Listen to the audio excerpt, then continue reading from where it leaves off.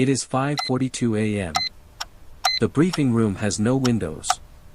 The air smells like recycled cold and old coffee, and the fluorescent light above your head flickers exactly once before it steadies.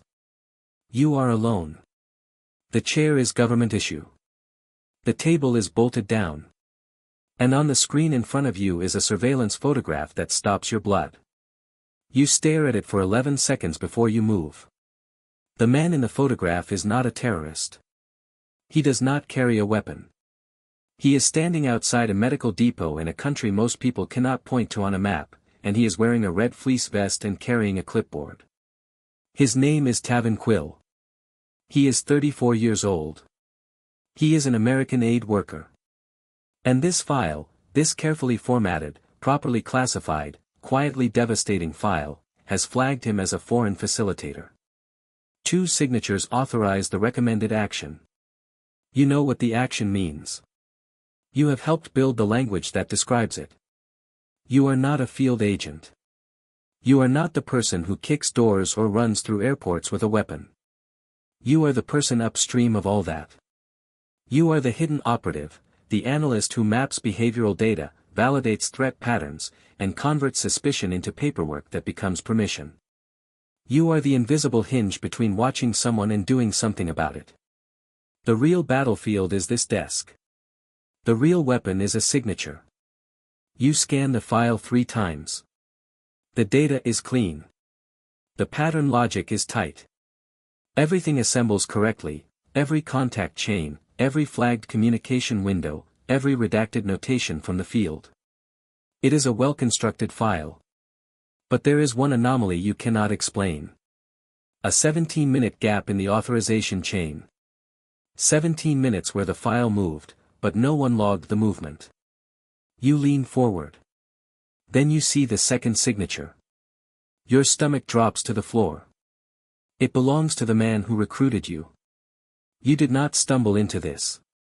You were selected.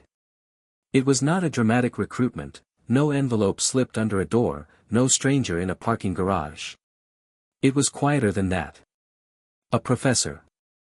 A conversation that ran 40 minutes past its scheduled end. A follow-up call 3 weeks later from a number that did not appear in any directory. And then a question, asked without ceremony, asterisk, have you ever noticed something other people walked right past? Asterisk. You had. Always. They trained you not for heroics, but for precision. You spent 14 weeks in a facility in rural Virginia that does not appear on federal real estate records. You learned controlled deception, how to project certainty you do not feel. You drilled memory matrices until you could recall 47 data points from a 90-second briefing without notes. You practiced silence discipline, the art of inhabiting a room without being registered by it. Most importantly, you learned how to make people talk. Not through coercion. Through patience. Through calibrated interest.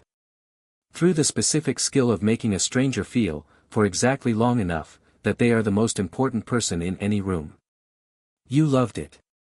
You loved that competence was the only currency. You loved that the work had weight, that a pattern you caught at 3 a.m. could shift something real. You loved the feeling that history had hinges, and sometimes you were one of them. That feeling is dangerous. You did not know that yet. Here is what they do not tell you when they recruit someone like you: they do not find people who want power. They find people who love being good at something that matters. And then the institution keeps rewarding that love, with access, with trust, with the warm conviction that you are one of the careful ones. By the time you have reason to ask what you are actually serving, you are already deep inside the machine. Your mentor once said, asterisk, if you ever see something that makes no sense, don't trust the file. Trust the motive. Asterisk. Tavin Quill's file makes complete sense technically. But the motive? The motive is invisible. And invisible motives are always the most dangerous kind. Every morning, you scan your badge through 3 security checkpoints before you reach your desk. Your phone goes into a numbered locker at checkpoint 2.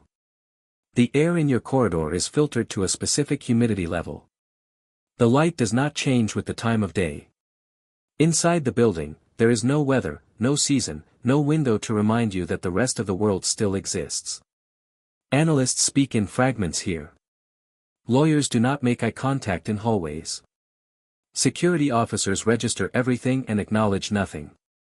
You are assigned to a quiet interagency task force, 6 people, 1 shared server, and a mandate to review digital threat escalations from foreign influence channels. On paper, it is about national security. In practice, it is about clean paperwork. Everyone above you wants certainty. No one wants complexity. And complexity is the only thing you keep finding. Tavin Quill's file lands on your review queue on a Tuesday. You open it with the same neutral efficiency you bring to every file. You close it differently. His flagged behavior is drawn from contact chains. He communicates with local fixers, men whose names appear in 3 separate databases as persons of interest. He makes satellite phone calls during blackout windows, the 2 a.m. to 4 a.m. slots that field teams monitor for operational communication. He receives medical shipments through routes that overlap with known smuggling corridors. Every single flag collapses when you add one variable, humanitarian context. The fixers are logistics coordinators. The blackout calls are medical supply confirmations timed to local market hours. The routes are the only ones functional in a region where 4 out of 6 roads are impassable. Strip away the human reason behind each behavior, and yes, it looks like a threat profile. Leave the reason in, and it looks exactly like what it is, an aid worker doing a dangerous job in a difficult country. You find 3 other closed files. Same pattern. Same construction. All 3 were resolved. All 3 had internal objections filed. All 3 objections disappeared, quietly, completely, without trace, in the 48 hours before final legal review. You do not go to your supervisor. Not yet. You go back to the data. You pull authorization timestamps. You cross-reference analyst comment threads.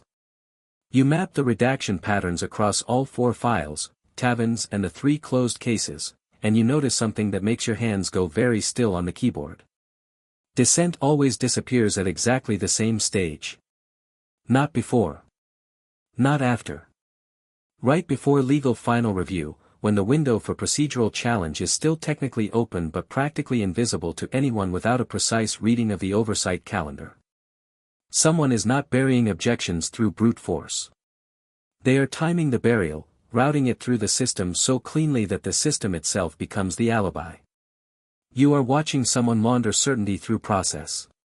You begin keeping notes. Not digital, analog. A small red notebook you buy from a pharmacy 3 blocks from your apartment, paid for in cash. You do not write names. You write timestamps, structural patterns, authorization sequences. Nothing classified. Nothing that could be called a leak. Just the shape of a thing you cannot yet fully name. You tell yourself you are being responsible. That rationalization matters more than you know. Her name is Sanara Wren. She works in Oversight Council Liaison, the narrow institutional band between operational divisions and formal legal review. She is sharp in a way that manifests as stillness. She does not gesture when she talks. She does not offer information she has not assessed. The first time she looks at you, you feel like a document being read. She does not trust you in your first 2 conversations. On the third, she trusts you enough to say this, certain files are being pushed through on emergency justifications. Not because they qualify for emergency status. Because emergency status bypasses the one review layer that still requires a second human signature.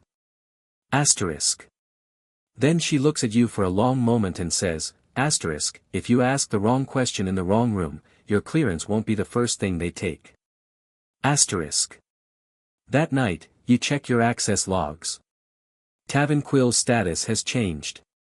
He has been elevated from monitoring to imminent facilitation concern. A field action clock has started. You try the proper channels first. That matters. It matters for your conscience and it matters for what comes later. You are not a rogue. You are not reckless. You believe, or you want to believe, that institutions built to prevent exactly this kind of error will function if you use them correctly. You submit a narrow technical objection through the formal review protocol, 3 pages, carefully worded, citing 6 specific procedural inconsistencies across the 4 files. It is precise. It is documented. It is buried in 72 hours without a response notation. You request a secondary validation review. Denied. No reason given. Classification level cited. You go to your mentor. He meets you in a corridor, not an office, a corridor, and he listens to you with his arms folded and his eyes on the middle distance. He does not look at the notes you have brought. He does not ask a single clarifying question. And when you finish, he says, asterisk, you don't have the full picture. Asterisk. The words land like something cold pressed against your chest. You know this line. Every institution teaches it. It is the sentence that sounds like wisdom and functions like a door being locked from the outside. It assumes your concern is the result of limited information rather than correct observation. It makes your conscience a problem of epistemology. But here is the thing you cannot stop thinking, maybe you don't have the full picture. You know that. You have always known that. But neither does he.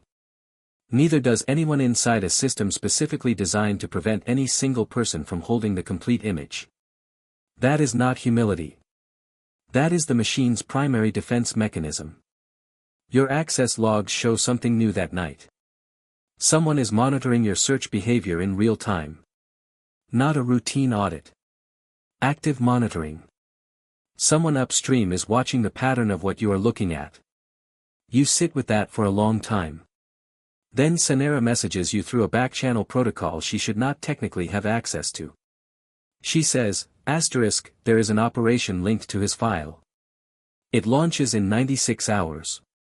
Once it launches, nothing can be undone. Asterisk. You and Sanera do not meet in a parking garage. You do not carry anything dramatic. There are no earpieces, no surveillance sweeps, no moment where you run. Your fieldwork is a calendar. You spend 6 hours reverse engineering the authorization routing timeline for Tavin's file. You map every required corroboration checkpoint, every mandatory attestation window, every procedural threshold the system requires before a field action can legally advance. And you find it, one mechanism that cannot be bypassed by emergency status, a live human attestation from a designated oversight officer, which must occur no less than 48 hours before operational initiation. The oversight officer is currently in transit. Unreachable for the next 31 hours. You exploit the gap, not by deleting anything, not by hacking anything, but by ensuring that a required routing packet gets submitted to a secondary verification queue that the system is technically obligated to resolve before advancing the chain. You trigger a chain of custody inconsistency, a real one, a legitimate one, a 3-line procedural discrepancy in the field verification log, that must be manually cleared. It buys 15 minutes. Then those 15 minutes buy 2 hours. Then 2 hours become a full procedural hold pending reattestation. Bureaucracies assume resistance will look like rebellion. They are almost completely unprepared for resistance that looks like extremely thorough compliance. That night you sit in your apartment. The walls are blank. You never hung anything, it never seemed worth it. There is a voicemail on your personal phone from your sister, 3 days old, that you still have not returned. She says she misses you. She says she is proud of you, even though she does not know what you do. That lands somewhere you cannot locate anatomically. Your whole life has been precision optimized for invisibility. Invisibility, you realize, is just loneliness with a security clearance. Then you open the rerouted packet. And what you find inside is worse than a mistake. It is not a mistake at all. Tavin Quill was never the target. He is a pretext. The operation attached to his file is not designed to neutralize a threat. It is designed to demonstrate one, to generate a clean, documented, publicly defensible threat narrative that justifies the continued existence of a surveillance architecture that 3 Senate oversight requests have already attempted to defund. If Tavin is flagged and acted upon, 4 budget lines remain protected. A data collection program survives that would otherwise be shuttered within 60 days. And 7 senior careers that are institutionally entangled with the program's continuity, are insulated from review. An innocent man is not being erased by rage. He is being erased by accounting. This is where you understand the real shape of what you have been inside. Not a conspiracy in the cinematic sense, no shadowy meeting, no explicit villain monologue. Just a system that learned, over years, to protect itself using the same machinery it uses to protect the country. And the machinery does not know the difference. It processes inputs and produces outputs. The inputs have been corrupted. The outputs will be catastrophic. Corus Vane comes into focus now. You have seen his name on 3 policy memos and 11 authorization chains over the past 4 years. He is not dramatic. He is 58 years old. He speaks in the cadenced, unhurried language of a man who has never had to raise his voice to get a room's complete attention. He frames collateral injustice as strategic necessity. He says words like stability and operational integrity the way other people say please and thank you. He is not evil in any way the law is currently equipped to name. That is the most dangerous thing about him. Your mentor finds you the next morning. He does not pretend now. He says he signed because he believed the program's collapse would create vulnerabilities elsewhere. He says he made the calculation an adult makes. He says it the way men say things when they have decided that participating in a machine long enough has turned them into the machine's wisdom. He is not wrong about the vulnerabilities. He is catastrophically wrong about the man in the file. Sanera says there is one lawful path left. It will almost certainly destroy your career. You sit with the question for exactly 4 hours. Not because you are uncertain. Because you are making sure you are certain for the right reasons. Then you begin building the disclosure package. This is not a leak. Not in the reckless, indiscriminate sense. You are not dumping files onto a server and running. You are constructing a narrowly targeted evidentiary release, 23 documents, for authorization chains, 2 time-stamped routing anomalies, and 1 structural analysis of the pattern across all 4 cases, designed to land inside the one oversight channel that cannot be legally suppressed once it receives a formal submission. You think about what it means to ask someone what they would do. So consider this: every proper channel you have used in the past 9 days was designed to function. It did not function. Every review protocol exists on paper. On paper is the only place it exists. What do you call legality when it has been engineered, layer by layer, to outrun morality by just enough paperwork? You and Sanera split the work. She handles the protected contact, a designated oversight council with statutory independence from the divisions involved. You handle evidentiary continuity, maintaining an unbroken chain of custody so nothing can be challenged on procedural grounds later. Every timestamp matters. Every click is documented. Every file is mirrored in 2 locations before it moves. Then your credentials fail. Not gradually. All at once. Simultaneously. Your workstation locks. Your building access card is declined at the inner corridor checkpoint. Your secure messaging system returns a 403 error.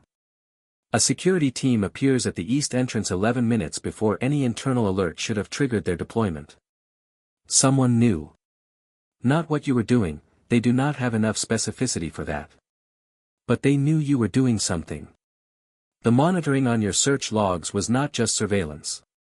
It was preparation. Sanera does not respond to 3 messages.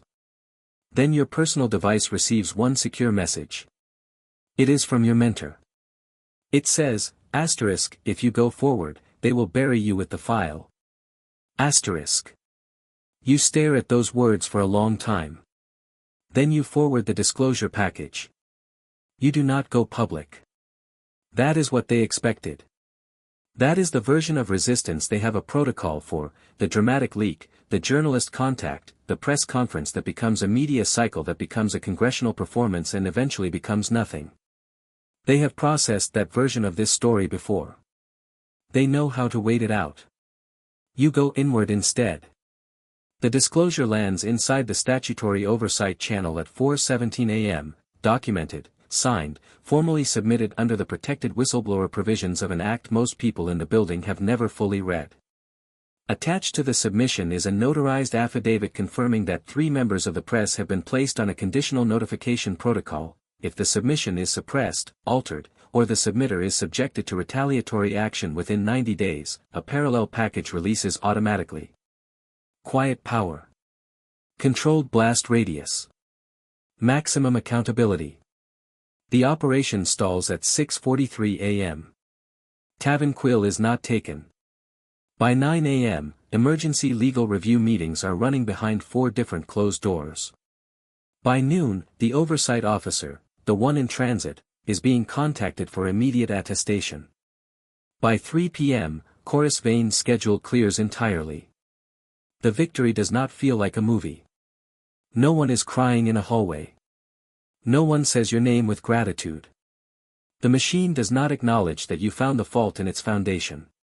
It simply stops, briefly, technically, just long enough. But the cost arrives at the same time. Your name is burned internally. Your access is not restored. Friends in the building stop replying to messages, not with hostility, just with the practiced silence of people protecting themselves. Your mentor is removed from his position, not dramatically, just quietly, a status change in an internal directory, which somehow feels sadder than anything that involved confrontation. Sanera sends one message. 2 words, asterisk, it worked. Asterisk. Then she is gone too. A press report surfaces 6 days later. It calls it an oversight irregularity. Not a moral crime. An irregularity. Tavanquil is alive. You read about him in a 200-word item buried in an international news brief. He has resumed operations in the field, medical supply deliveries, local fixers, satellite phone calls during blackout windows. The world that almost erased him never told him how close it came. Chorus Vane transitions into temporary review status. His name still appears on memos. His parking space is still assigned. Institutions do not punish their own, they redistribute them, retitle them, let the paperwork absorb the verdict. A committee forms.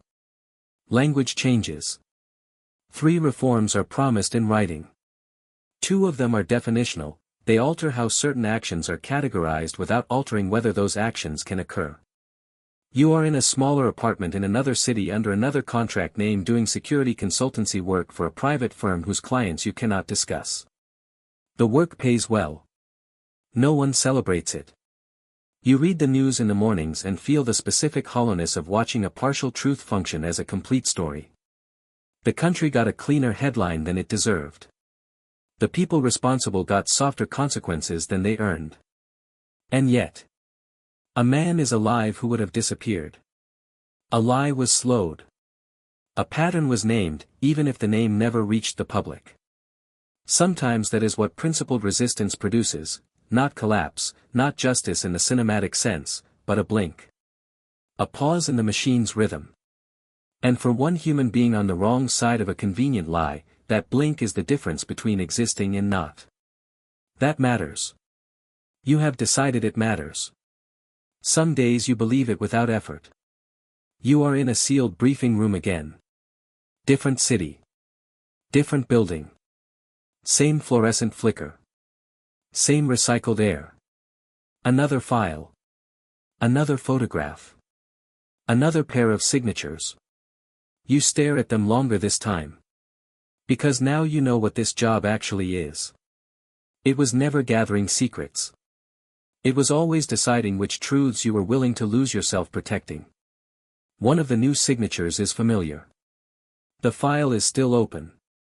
If this story made you feel something, the weight of that choice, the cold mechanics of a system protecting itself, the cost of one person telling the truth, then you already understand why stories like this matter. Hit the like button asterisk if you stayed until that last signature. That single click tells the algorithm this kind of storytelling deserves to exist. Drop a comment, I read every single one. Tell me, would you have forwarded that package? Or would you have stood down?